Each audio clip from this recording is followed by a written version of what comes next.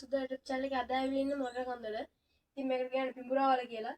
ඉතින් උඩ තියෙනවා තා ලස්සන දැන් බලන්න එන්න මාත් එක්ක මෙන්න.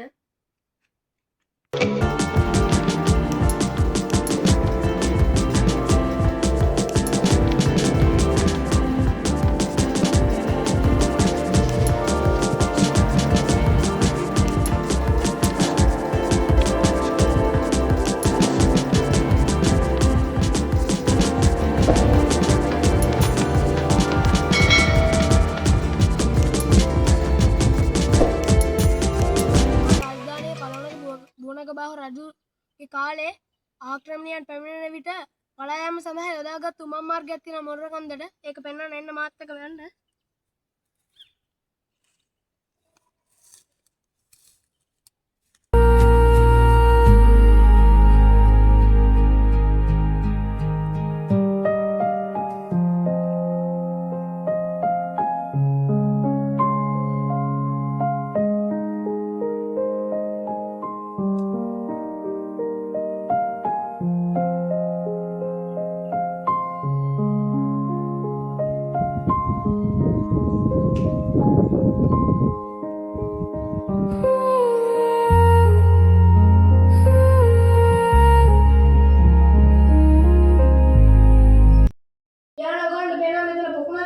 රජු විසින් මේ නිර්මාණය කරලා තියෙන්නේ මේක පැන් බීම සඳහා යොදාගෙන තියෙන්නේ පේනකොට පියගැර කරලා තියෙනවා මේක තියෙන මේ ගුහාව ඇතුලේ තියෙන්නේ ඉතින් තව දේවල් තියෙනවා බලන්න එන්න මාත් එක්ක වෙන්න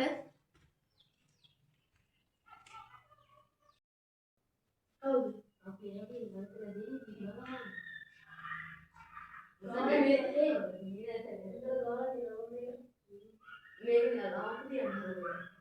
ඔයගොල්ලන්ට පේනවා මෙතන තවත් පේකට අපලක් තියෙනවා. ඒ ගෙවිලා තියෙන්නේ.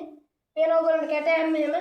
ඉතින් මෙතන තියෙනවා පහන් තබා ගැනීම සඳහා කවුලක් නිර්මාණය කරලා තියෙනවා. මාත් එක්ක ඉදිරියට යන්න. යාළුවනේ මේක උමං මාර්ගයේ තවත් දොරටුවක්. ඉතින් මේක ඇතුලේ රිංගල යන්න යන්නේ. පේනවා ඔයගොල්ලන්ට සතු ජරා කරලා තියෙනවා.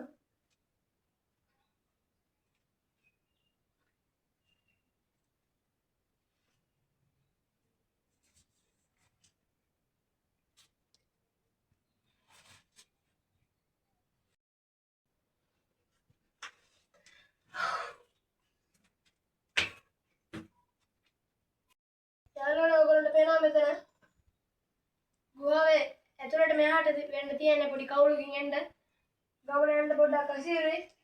ඔයගොල්ලන්ට පේනවා මේ උඩින් වතුර ඇදහැලෙනවා. තව උඩ තියෙන පොකුණ එන්න මාත් එක්ක බලන්න එන්න.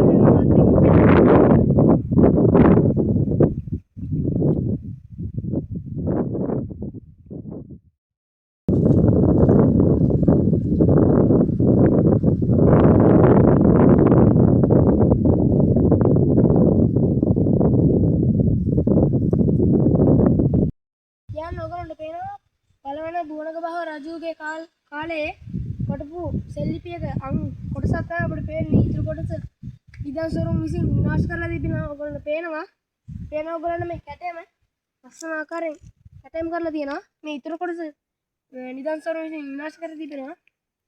එන්න මාත් එක්ක මෙන්න. ඔයගොල්ලන්ට පේනවා හිම්බෝවිට අගාලක් තියෙනවා. ඉතින් තව කොටසක් තියෙන එක ගින්දරට අහුවෙලා තියෙනවා. ගිනි තිබ්බා මේකට.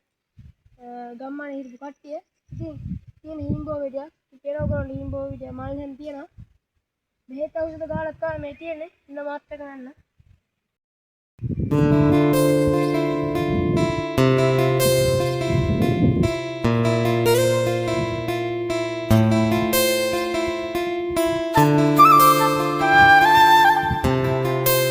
යාළුවනේ අපි අවසාන කොටස ඉතින් මේක ඕගොල්ලෝ දැක බලාගත්ත පරිසරයේ සුන්දරත්වය හා පෞරාණිකත්වය බව.